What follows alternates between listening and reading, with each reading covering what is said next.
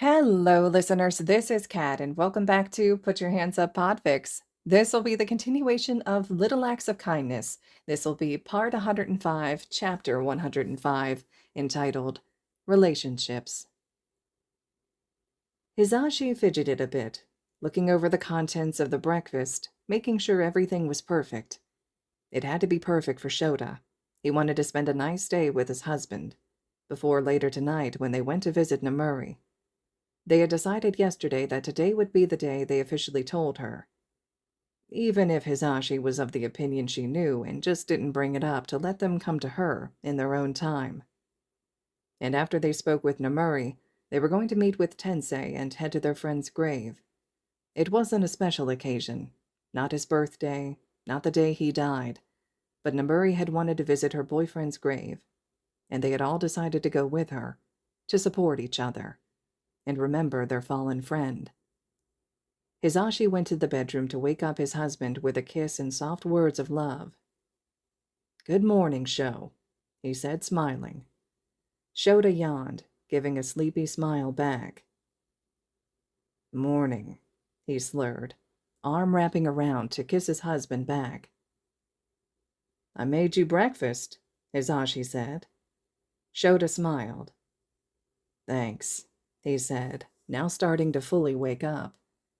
He sat up, stretching, and then the two went to the dining room.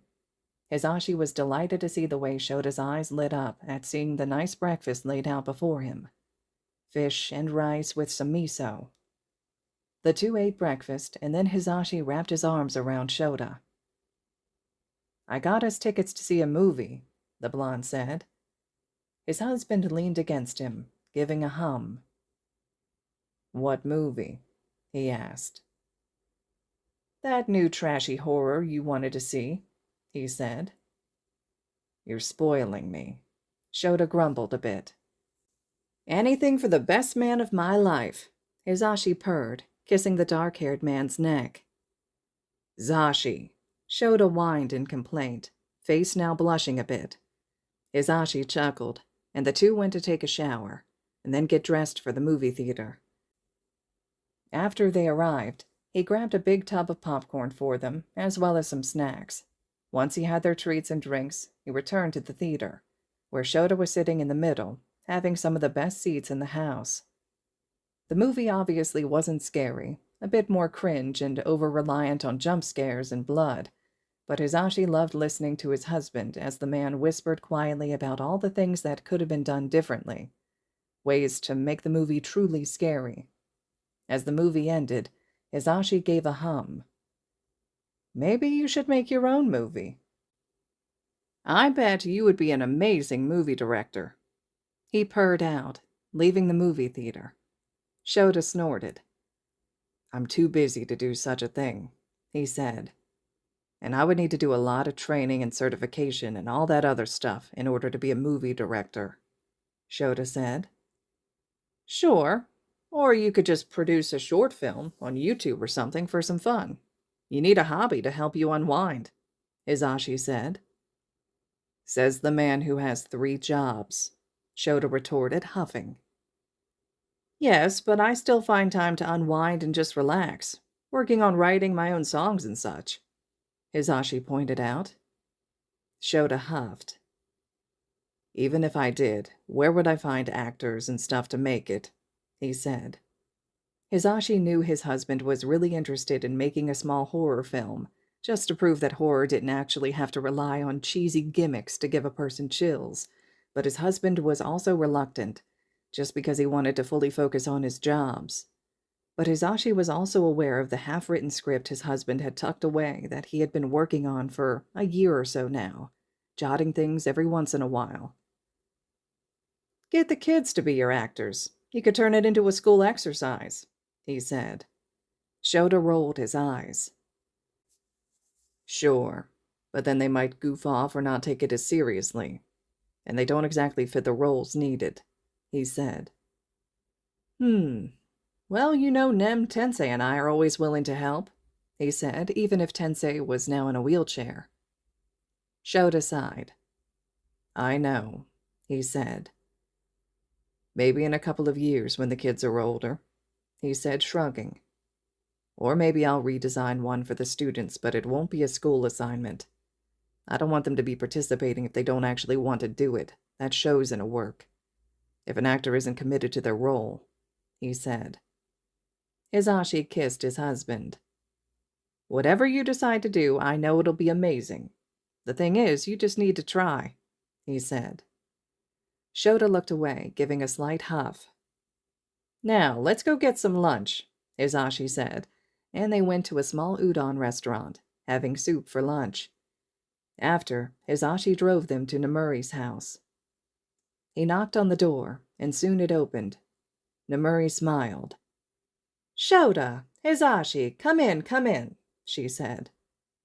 Hey, Nem, Hizashi greeted cheerfully, and Shota gave a nod to her. How are you doing? She asked. We're doing good, Hizashi answered, bending down to give Sushi, who gave a murp at them, demanding pets. Shota also bent down, the two taking a moment to pet the old cat. Hizashi saw the sad look in his husband's eyes, and he knew the feeling. The old cat purred at the attention, and Shota picked her up, carrying the feline with them. Soon Sushi would be gone. Namuri had texted them recently that she would be euthanized, as she was now having trouble eating, and Namuri didn't want her to live out the last months in pain. The visit with the vet was scheduled on the 3rd week of June, the weekend after the kids would leave, so that way Namuri could have some time to grieve without having to put on a false happy front for the students. Hizashi was going to miss the little bundle of joy. He scratched her ears, smiling as she licked his hand. How are you holding up? Hizashi asked. I'm fine, just taking as many videos and pictures as I can, Namuri said. Will Sushi be coming with us? Shota asked. Yeah, I figured she should visit the one who brought her into our lives one final time, she said. The three chatted for a bit, moving away from the sadder topic while waiting for Tensei, who wouldn't be able to come for a bit. Finally, though, they got onto the topic of relationships, and Shota gave a look at Hizashi. Hizashi huffed, pouting at his husband. He should have known that the man would get back at him for making him be the one to tell Tensei about their relationship. You owe Tensei 500, Hizashi stated. Huh? I do? Why? Namuri asked, head tilted to the side.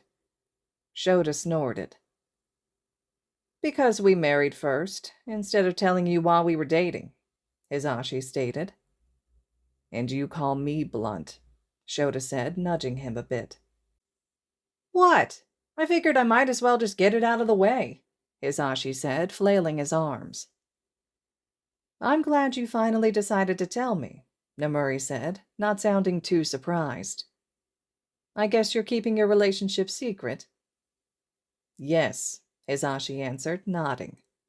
Shota also nodded, though it was a bit slower.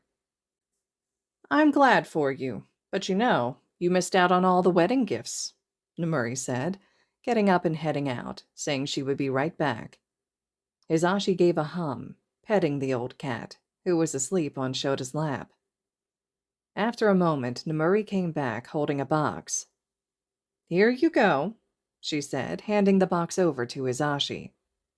Hizashi raised an eyebrow and opened the box, pulling out a toaster. A toaster, he said. Sure, they didn't have a toaster, but they hadn't really ever needed one either. I found in America it's tradition to give cooking appliances, so I figured I'd give you an appliance you didn't have. I bought it an entire year ago, she said, laughing. Hizashi snorted. Thanks, Nem, he said, getting up to go put it in the car. Coming back, he saw Tensei pull up and get out of the car into his wheelchair. Do you want some help? Hizashi offered. No, but thank you, Tensei said, rolling himself up. Hizashi went with Tensei, worried for his friend, but he understood that his friend might be feeling the need to be more self-reliant and not ask for help to show he could still do things, even without having his legs. The four spent a half hour just chatting for a bit before they got into a car, and Namuri drove them to Obero's grave. Soon the four friends and one cat were in front of the grave. "Hey, Obero. It's been a while," Namuri said softly, placing down some flowers she had. Izashi was glad that heroes were given graves, though he knew that it wasn't fair to other people.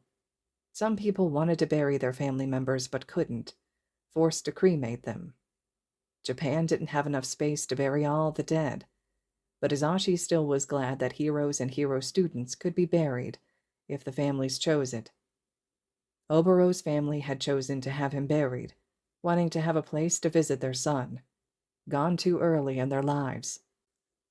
Namuri spoke to the grave quietly for about 10 minutes and then stepped back. Tensei wheeled forward and spoke for a couple minutes. Izashi nudged his husband to go first and watched. He could see Shota being a bit awkward, the way he rubbed at the back of his neck, how he glanced away, cheeks flushed. He knew his husband felt a bit silly doing this, yet he also knew that his husband truly enjoyed doing so as well.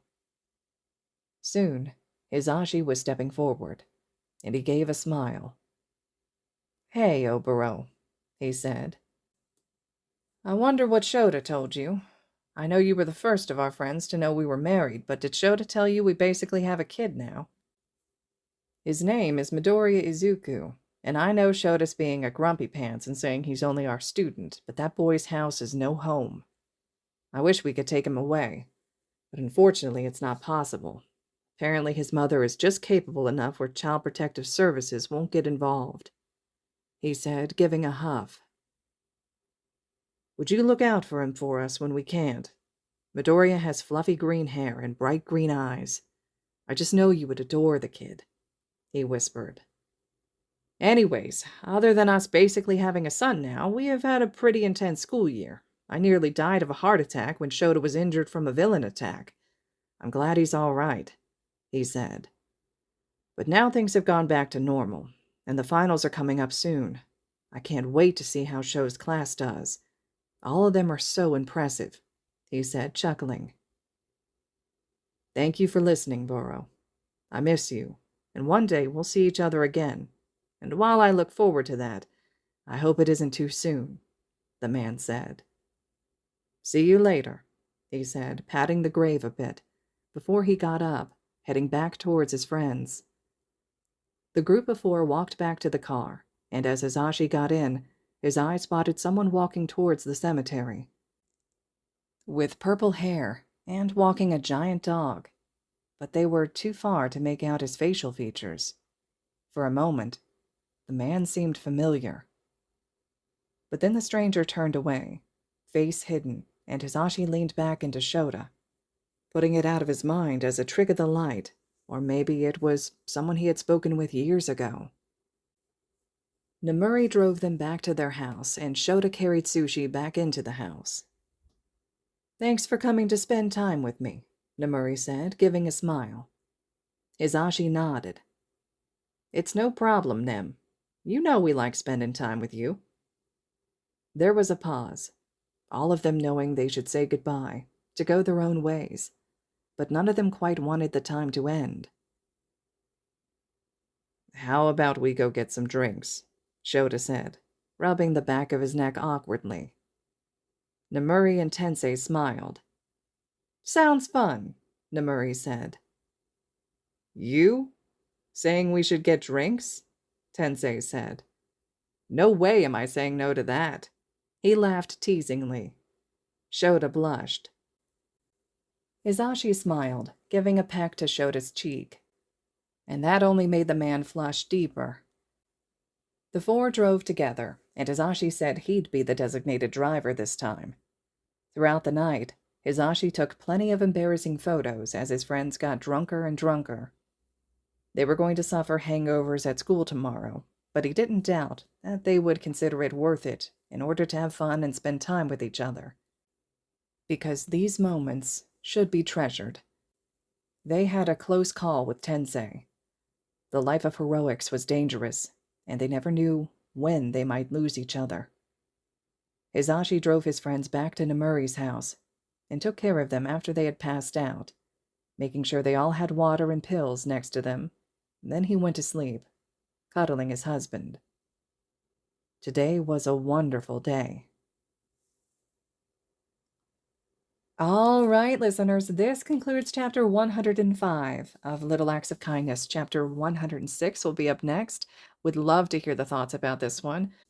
Particularly, right, the graveyard scene, purple hair, going into the graveyard just after Hisashi and Shota, Namuri, and Tensei are all there, walking a dog, a very large dog. Sound familiar? So want to hear your thoughts about that, right? What's going to be taking place here potentially as this story progresses. So leave your thoughts, comments, reactions below about this chapter. And as always, thank you all so much for listening.